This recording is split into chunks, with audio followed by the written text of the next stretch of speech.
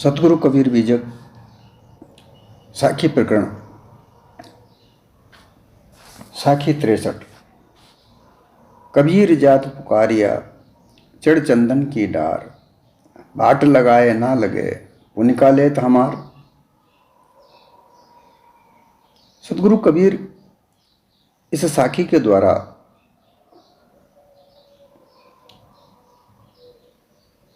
कायावीर होकर, काया में रहने वाले चैतन्य स्वरूप जीव ये वीर है। कायावीर कबीर इस शरीर में रहने वाला जो चैतन्य जीव है वो इस शरीर का वीर है। सतगुरु कबीर इस साखी के द्वारा निज चेतन स्वरूप के ज्ञान से सब लोगों को चेताना चाहते हैं। चेताकर कहते हैं कि है निर्जीवो, तुम अपने निज स्वरूप से रहित होकर खानी बानी के अनेक प्रपंचों की ओर चले जा रहे हो। वहां भटकते हो, दुख पाते हो और वाणी और विषय की धारा में बहते हुए तुम आवागमन के चक्रव्यूह में पड़े हुए हो। ये दुख देखकर मैं तुम्हें ऊंचे स्वर में सबको सुनाकर पुकार के कह रहा हूं कि तुम हमारी ओर आओ, खानी बानी की धारा में मत बहो। हम तुम्हें भवसागर से उस पार किनारे पे मुक्ति की भूमिका में पहुंचा देंगे।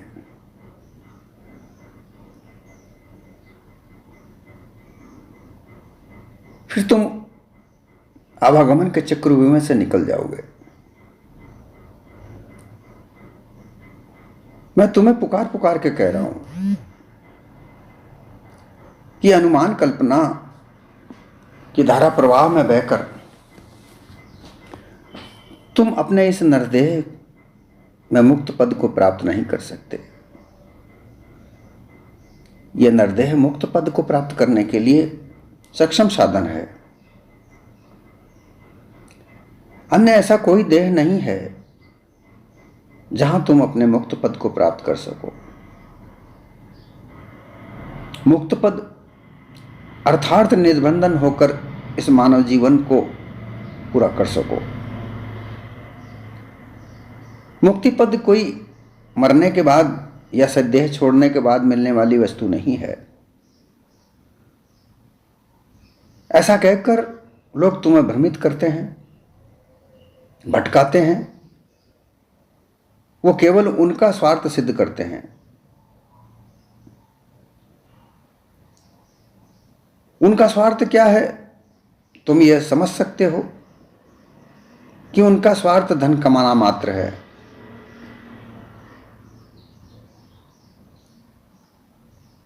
वो जो कहते हैं कि तीर्थ में जाओ, स्नान करो, दान पुण्य करो, यज्ञ करो, होम करो, ये जो कर्म बताए जाते हैं, तीर्थ, व्रत, यज्ञ, दान, ये जो बाहरी साधन जो हैं, ये बाहरी साधन सब दुकानदारियां हैं। आप विचार करके देखो, जिस तीर्थ स्थान पर भी आप जाते हो वहां धन के बगैर कुछ नहीं होता। और धन भी ऐसा, जिस तरीके से ठग लूटते हैं, ठग ठगोरी करके धन लूटते हैं, उसी प्रकार से विभिन्न प्रकार के प्रपंचों को रचकर वहां जो ब्राह्मण हैं, जो पुजारी हैं, जो मठाधीश हैं, वो सब धन को लूटते हैं, ऐंठते हैं और उनकी वो दुकानदारियां चलाते हैं। इसके अलावा वहां और कुछ नहीं है। परंतु तुम अंधे होकर ज्ञान का मार्ग नहीं पकड़कर उस कर्म मार्ग को पकड़कर अंधकार में जा रहे हो। कर्म मार्ग में अंधकार के अलावा कुछ नहीं है, अज्ञानता के अलावा कुछ नहीं है, अविद्या के अलावा कुछ नहीं है। अज्ञान और अविद्या का ये सारा संसार है। अज्ञान और अविद्या से ये जो संसार का निर्माण हुआ है, इसमें देवी देवता, 10 अवतारों की पूजा, और फिर इसको ब्रह्म भी कह दिया कि ये जो 10 अवतार हैं, जो सरगुण ईश्वर स्वरूप मूर्तियां हैं, विष्णु की, राम की, कृष्ण की, शिव की, दुर्गा की, ये सब सरगुण ब्रह्म है, सरगुण ब्रह्म अस्ति। और इस सरगुण ब्रह्म को कहकर के तुम्हें इतना उलझाया कि तुम सच्चा रास्ता नहीं पकड़ सकते। और इस जगह की जो मुक्ति बताई गई है वो सालोक की मुक्ति कही जाती है। उस मुक्ति के विषय में ऐसा कहा जाता है कि जब तुम्हारी देह छूटेगी तो जिस इष्ट को लेकर तुमने भक्ति की है, जिस इष्ट को लेकर तुमने तीर्थ किए हैं, जिस इष्ट को लेकर तुमने व्रत किए हैं, दान पुण्य किया है, यज्ञ किया है, उसकी प्राप्ति तुम्हें देह छोड़ने के बाद मिलेगी। तुम शिव की आराधना करते हो, शिव के तीर्थों में जाते हो, तो तुम्हें शिवलोक की प्राप्ति होगी। विष्णु के तीर्थ करते हो, आराधना प्रार्थना करते हो, दान पुण्य करते हो, तो तुम्हें वैकुंठ मिलेगा। राम के नाम से जहां जहां भी तीर्थ बनाए गए हैं वहां की तीर्थ यात्रा करते हो, दान पुण्य करते हो, तो तुम्हें साकेत लोक मिलेगा। कृष्ण की भक्ति पूजना करते हो, उपासना करते हो, दान पुण्य यज्ञ करते हो, तो तुम्हें गोलोक मिलेगा। ये सालोक की मुक्ति का वर्णन है। और ये भी मृत्यु होने के बाद, तुम्हारी ये देह छूटने के बाद प्राप्त होगी। ऐसा कहकर तुम्हें भुलाया जाता है, भरमाया जाता है, भटकाया जाता है, और इस भूल भ्रम नाम में तुम इन ब्राह्मणों का खूब सत्कार करते हो, खूब धन से इनको मालामाल करते हो। अब देखें तो सही, आजकल सब चीजें आपको सामने नजर आती हैं। इनके बड़े बड़े मंदिरों में जो धन चढ़ावा आता है उसको गिनने के लिए नौकर चाकर लगे हुए होते हैं। आधुनिक मशीनें उन रुपयों को गिनती हैं, उनकी गड्डियां बनाती हैं, और फिर वो रुपया उस मठ मंदिर के तहखाने में जाकर जमा हो जाता है, जो कहीं संसार में काम नहीं आता। वहां उनको दीमक ही खा जाती है। वह धन किसी भी काम का नहीं। अगर वो पैसा, वो रुपया अगर बैंक में जमा किया जाए तो देश की आर्थिक स्थिति में काम आए, आर्थिक क्रियाकलापों में काम आए, परंतु वो रुपया कहीं काम नहीं आता। और इसीलिए बैंकों में घाटे बताए जा रहे हैं, क्योंकि वो धन तो सब इन ब्राह्मणों के मठों में जमा पड़ा है। और इस धन का प्रयोग वो लोग व्यभिचार, नशाखोरी, राजनीति, धर्मनीति में प्रयोग करते हैं। उसका कोई सदुपयोग नहीं हो पा रहा है। इसलिए सतगुरु कबीर ने कहा, और ये आज ही नहीं, आज से नहीं, सतगुरु कबीर के समय से भी, जब सतगुरु कबीर इस देह में थे, नरदेह में थे, तब भी ऐसा होता था। और उसी दुख को देखकर उनके दया का प्रवाह मन में हुआ। उन्होंने दया करके, सतगुरु कबीर ने भूले हुए उन मानवों को ऐसा कहा कि तुम मैं जो बता रहा हूं उसको सुनो। ये तीर्थ व्रत में उलझकर तुम केवल ब्राह्मणों को ही भला करते हो, तुम्हारा कोई भला नहीं होता। ऊंचे सुर में पुकार करके मैं तुमसे कह रहा हूं, जो ज्ञान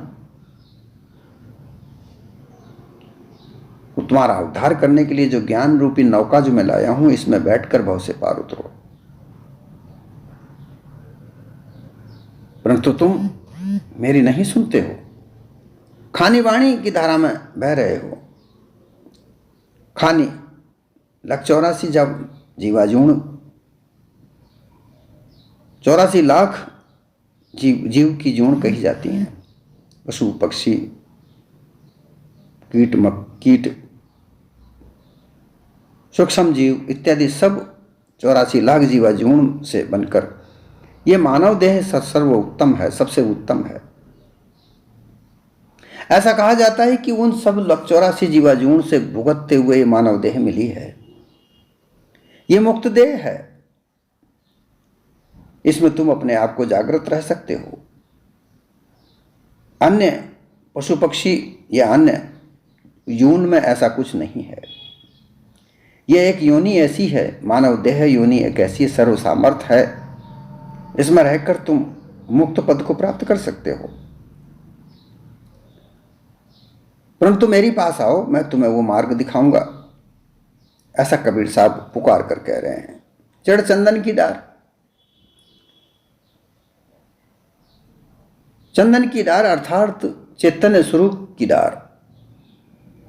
जो जीव चैतन्य है, ये जो चैतन्य है, जागृत है, जागृत रूपी जीव है। श्वेत सुहागा में जर्द बूंद जल को कही, कह कबीर कोई देख। ये जो जीव है, इसका कोई रंग नहीं है। रंग तो तत्वों का है, पदार्थों का है, जो 5 तत्वों से निर्मित होते हैं। जो जड़ है, उनका विभिन्न प्रकार का रंग है, आकृति है, उनका रूप स्वरूप अलग अलग है, वो मायावी स्वरूप है। परंतु तुम तो जागृत रूप हो, चेतन रूप हो। तुम अपने निज स्वरूप में स्थित होकर अपने निज पद को प्राप्त करके मुक्त पद प्राप्त कर सकते हो। साकार रूप हंस पद में चढ़कर, अब इसको प्राप्त करने का जो द्वार है, जो वो हंस रूप है। अर्थात इस मानव देह में रहकर तुम हंस गुणों को धारण करो। जो हंस के गुण होते हैं, अष्टमानव गुण, अष्टमानव सद्गुणों का जो वर्णन किया गया है, वो उन अष्ट सद्गुणों को धारण करके 6 पशुआ कर्मों का त्याग करो। ये शाखा है, ये डाल है, चेतन स्वरूप जीव की डाल है। उस डाल पर से बैठकर तुम अपने निज पद का प्राप्त करो, मुक्त पद को प्राप्त करो। ये सदगुरु का उपदेश, ये सदगुरु की जागृति संसार में भटके भूले लोगों के लिए, उनका दुख देखकर, आवागमन के चक्रव्यूह को देखकर दया करके ये सदगुरु कबीर ने पुकार पुकार कर कहा। निज चेतन पद में स्थित मुक्त होकर तुम अपनी स्थिति में प्राप्त कर लोगे।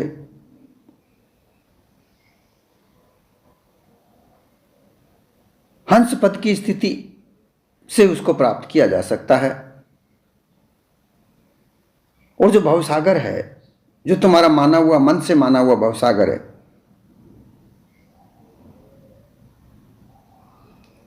ये माने तो भवसागर है, अन्यथा ये जग, ये संसार, इसमें सब कुछ है। इसमें झूठ भी है और इसमें सत्य भी है, इसमें सार भी है, असार भी है। परंतु इसमें से सार वो मुक्त पद को प्राप्त करने वाली है और असार भवसागर में डालने वाली है। भवसागर अर्थात भव, विभिन्न प्रकार के, इस संसार में भी कितने ही प्रकार के संसार हैं।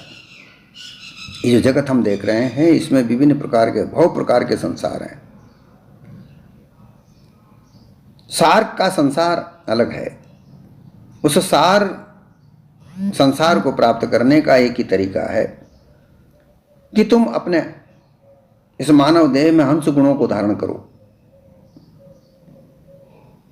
उस हंस रूपी डार पर बैठकर उस पथ को पकड़ो, उस पथ को प्राप्त करो जिस पे चलकर तुम अपने निज पद की प्राप्ति करोगे, मुक्त पद की प्राप्ति करोगे।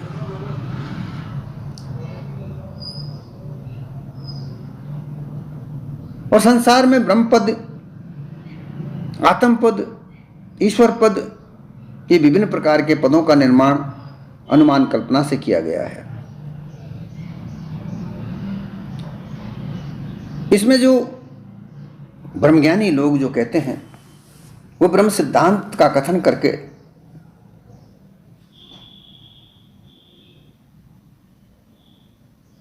ब्रह्म पद में चढ़ने के लिए कहते हैं कि उस ब्रह्म पद को प्राप्त करने से तुम आवागमन में मिट जाओगे। और वहां डार वाणी की है, वहां चंदन की डाल जो बताई जाती है वो वाणी की डाल है।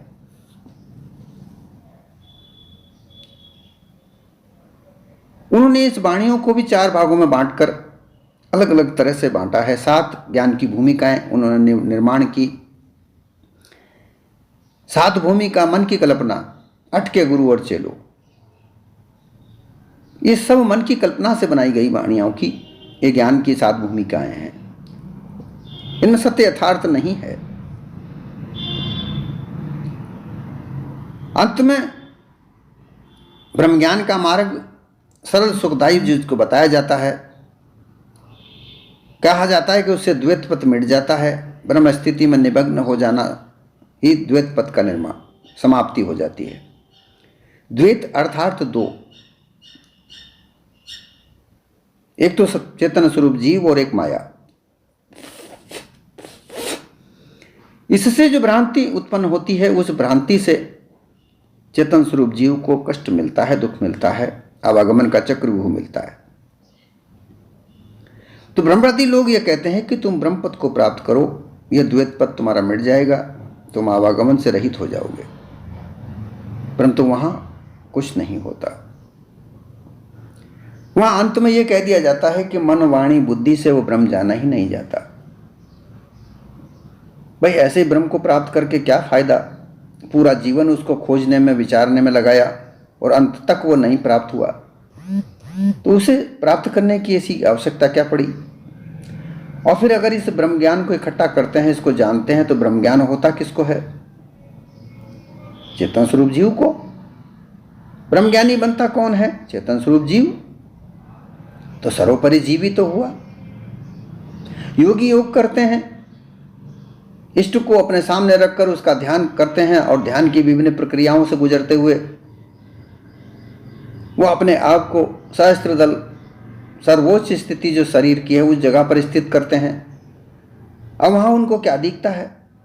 तत्वों का प्रकाश, अपने से अलग कोई वस्तु। उसमें भूलकर वो अपने आप को भूलकर उस प्रकाश को ईश्वर स्वरूप मानकर, परमात्मा स्वरूप मानकर वो उसमें भूल जाते हैं। परंतु वो प्रकाश देखने वाला कौन है? चेतन स्वरूप जीव है। इतनी सी बात इन ब्रह्मज्ञानियों के, इन योगियों के समझ में नहीं आती कि जो भी कुछ दिख रहा है वो मुझसे अलग है, देखने वाला मैं साक्षी हूं। जो साक्षी है वही तो मुख्य हुआ। अगर साक्षी नहीं है तो देखने वाला कौन? क्या दिखेगा? साक्षी को ही साक्ष्य दिखता है और उस साक्ष्य को ही अपना परमात्मा मान लेना, ब्रह्म मान लेना। अपने से अलग कोई वस्तु जो साक्ष्य रूप में दिख रही है उसको ही अपना सर्वस्व मान लेना, उसको ही अपना कर्ता धर्ता मान लेना। ये इतनी सी बड़ी बात, ये छोटी सी बात इन ब्रह्मज्ञानियों के, योगियों के समझ में नहीं आती कि ये एक कल्पना मात्र है, अनुमान मात्र है और उसी को तुम अपना मान रहे हो। थोड़ा विचार करके देखो कि जो भी तुम्हें दिखता है उसके साक्षी तुम हो। तुम्हारे अलावा कोई चीज दिख नहीं सकती। जो साक्षी तुम्हें दिख रहा है वो साक्ष्य के साक्षी तुम हो। जो दृश्य तुम्हें दिख रहा है उसका दृष्टा तुम हो। अगर दृष्टा नहीं है तो दृश्य काय का? उस दृश्य का वर्णन करने वाला कौन? तुम हो। जो भी दृश्य दिख रहा है वो तत्वों की झाई दिख रही है, वो तत्वों का प्रकाश दिख रहा है। उनको तुम अपना मानकर उसमें तुम अपने आप को निमग्न हो रहे हो, भूल रहे हो, आनंद आनंद पुकारते हो, ब्रह्मानंद कहते हो, योगानंद कहते हो, सचिनानंद स्वरूप ब्रह्म, सत्य चित्त आनंद। वह सत्य चित्त को दिखने वाला जो आनंद है वही ब्रह्म है। ऐसा कहकर तुम खुद स्वयं भ्रमित हो रहे हो। और ये माया मोटी और झीणी माया का सब कुछ है। ये जो भी तुम देख रहे हो ये मोटी और झीणी माया का सब कुछ है। ये सब जो भी कुछ तुम्हें दृष्टिगोचर हो रहा है, गो गोचर दहां लग जाई ये सब माया जानो भाई। गो अर्थात इंद्री, आंख इंद्री से जो भी कुछ संसार में जहां तक दिख रहा है वो सब माया है। ये मुक्ति मार्ग में तुम्हें नहीं आने देती। उसी प्रकार से उपासना मार्ग में जब निर्गुण परमेश्वर, निर्गुण ब्रह्म, आत्मा ब्रह्म को मानकर जब उसका ध्यान किया जाता है, ध्यान की विधियां विभिन्न प्रकार की लगाई जाती हैं। अनमनस्क योग, लंबिका योग, हठ योग, सहज योग, ध्यान योग, ज्ञान योग, इनके द्वारा वो उपासना करके जो तुम इष्ट मानते हो उसका ध्यान करते हो। वहां भी यही होता है, क्योंकि तुमने जिसको माना उसकी फोटो या मूर्ति तुमने सामने रखकर सबसे पहले उसको अपने घट में उतारा, उसकी आकृति को तुम्हारे घट में जमाया और फिर उसी को तुम देखते हो, उसी का तुम ध्यान करते हो। तो वो तो तुमसे भिन्न है। वहां भी तुम देखने वाले तो तुम हो, अनुभव करने वाले तुम हो, तो तुमसे बड़ा कौन है? जो वस्तु दिख रही है हजारों साल पहले उनकी मृत्यु हो चुकी।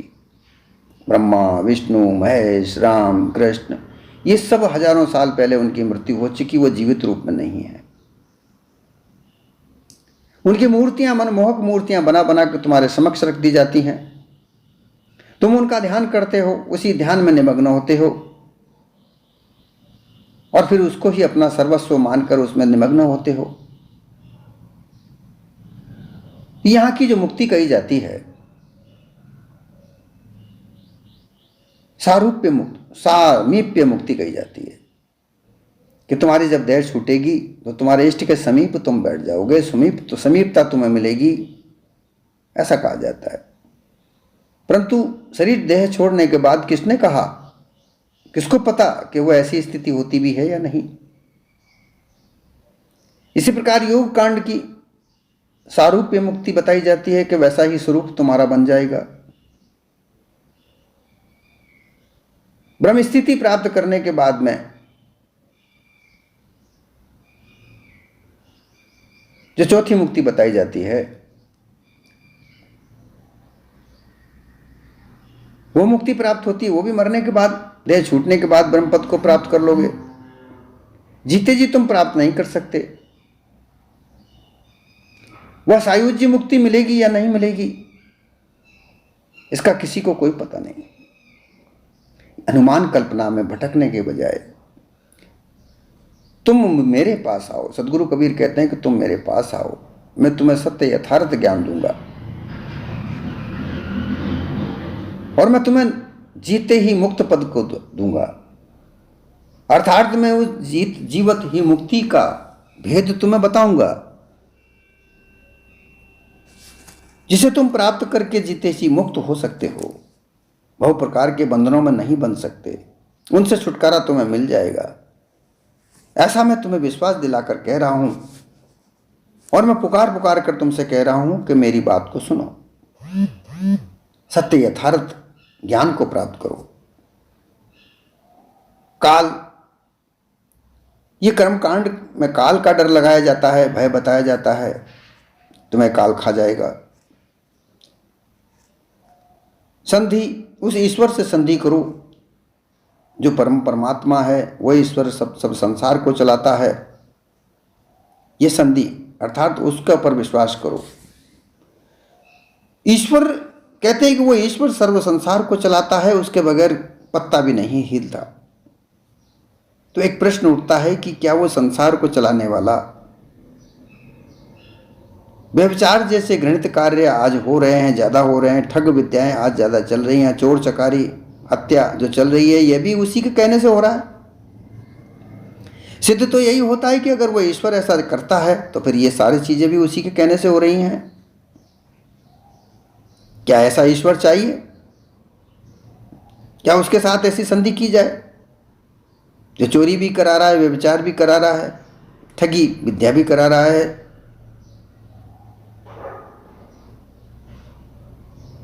वह संधि भी अनुमान कल्पना के ऊपर है, उसके आधार पर है, सत्य यथार्थ नहीं। ब्रह्म एक झाई है जहां उसको खोजते खोजते अंत में कुछ प्राप्त होता ही नहीं। इस प्रकार से सदगुरु कबीर इस साखी के द्वारा कहते हैं कि तुम मेरी बात तो सुनो, मैं तुम्हें पुकार पुकार के बार बार कह रहा हूं कि सत्य यथार्थ ज्ञान को प्राप्त करो।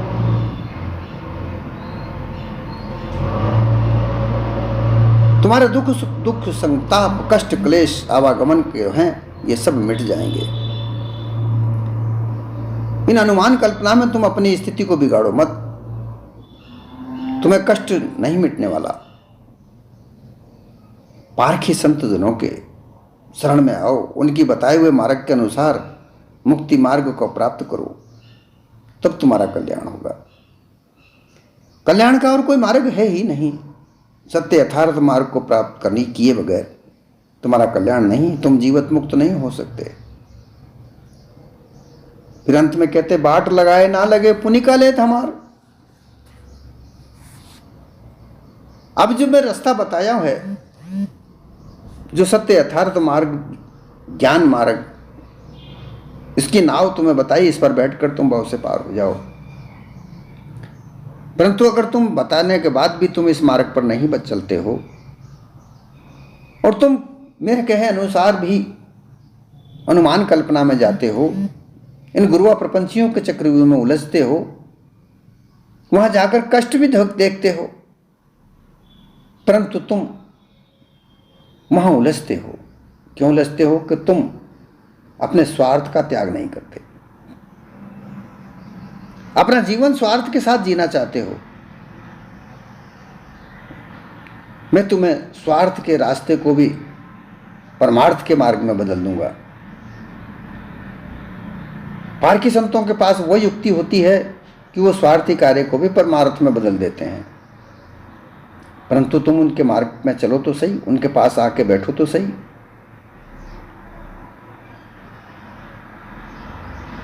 तुम स्वार्थी होकर जीवन जी रहे हो, स्वार्थ में उलझ कर तुम उन गुरुआ प्रपंचियों के चक्रव्यूह में उलझ रहे हो। किसी भी प्रकार का तुम्हें वहां सुख नहीं मिलने वाला। स्वार्थी जीवन से तुम्हें क्षणिक सुख मिलता है, क्षण क्षण बदलता है, क्षण क्षण समाप्त होता है, और उस सुख के प्राप्त करने के लिए तुम लालायित होकर लिप्सा में बंधे पड़े हो और अपने जीवन को बर्बाद कर रहे हो। ये मानव तन जो तुम्हें बड़ी मुश्किल से प्राप्त हुआ है, जो सर्व सामर्थ्य है, इस मानव तन को व्यर्थ में खो रहे हो। फिर दोबारा ये मानव तन तुम्हें मिले जाने नहीं मिले, इसका तुम्हें कोई संतोषप्रद कोई कार्य प्राप्त नहीं हो सकता जब तक तुम मेरे बताए हुए मार्ग पर नहीं चल सकते। अपने निज पद को प्राप्त करो, निज स्वरूप की प्राप्ति करो, बाकी अनुमान कल्पना को त्याग कर दो, तभी तुम्हारा कल्याण होगा। इसी से तुम्हारा कल्याण है। तुम बहु प्रकार के बंधनों से छुटकारा पा जाओगे, और छुटकारा प्राप्त करने के बाद जब तुम्हारी यह देह छूटेगी, बिना किसी बाधा के, बिना किसी कष्ट के तुम इस देह को छोड़ जाओगे। इतना कहने के बाद भी अगर तुम मेरी बात को नहीं मानते हो तो तुम मेरा क्या लोगे? नुकसान तो तुम्हारा ही होगा।